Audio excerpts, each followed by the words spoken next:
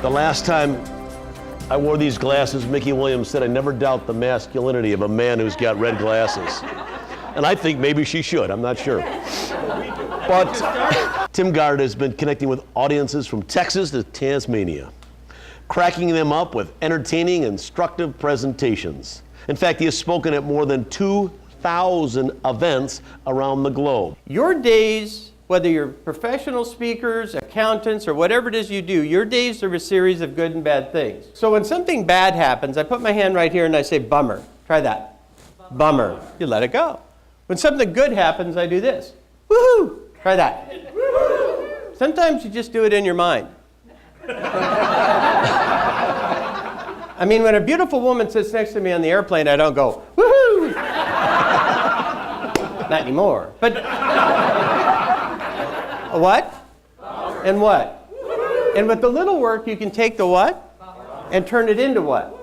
And let me just give you an example. There's a guy ahead of me yelling at the agent, and he's very angry because the flight to Chicago is delayed due to mechanical. And I walk up and he's going, "I don't care if that plane's broken, I have to go to Chicago, I don't care if the plane is broken." And he walks off.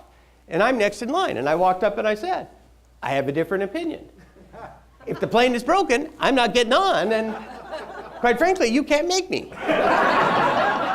And he starts laughing, and he goes, "Mr. Gard, you made me laugh. I'm going to upgrade you to first class for free."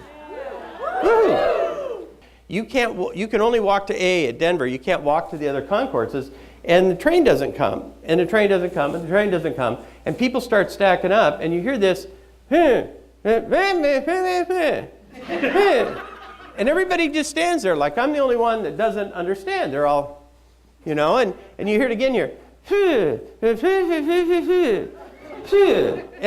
And this guy next to me goes, "What'd they say?"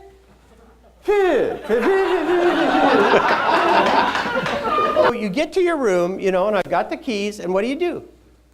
You put the key in the door, and it doesn't work. So what do? You do it again. I mean, it's difficult to believe that something this complex is just not.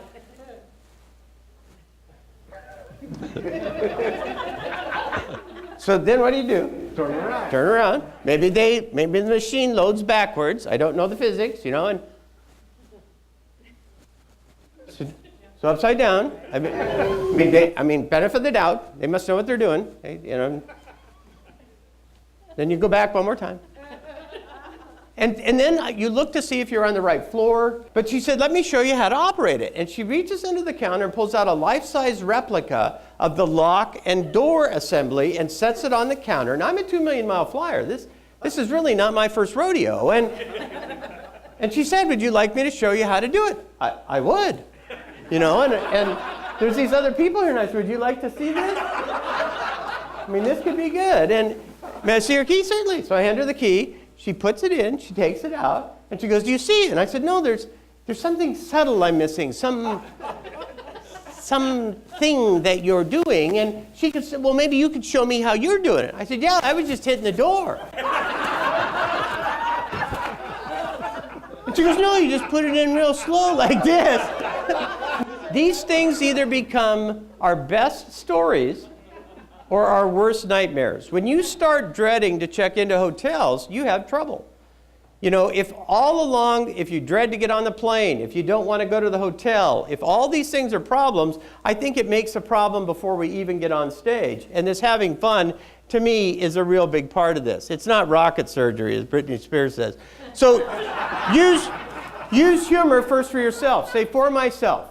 For myself. People don't always get your humor, do they? So what? You know, I think sometimes we just have to find those things that make us laugh, and it refreshes and renews us.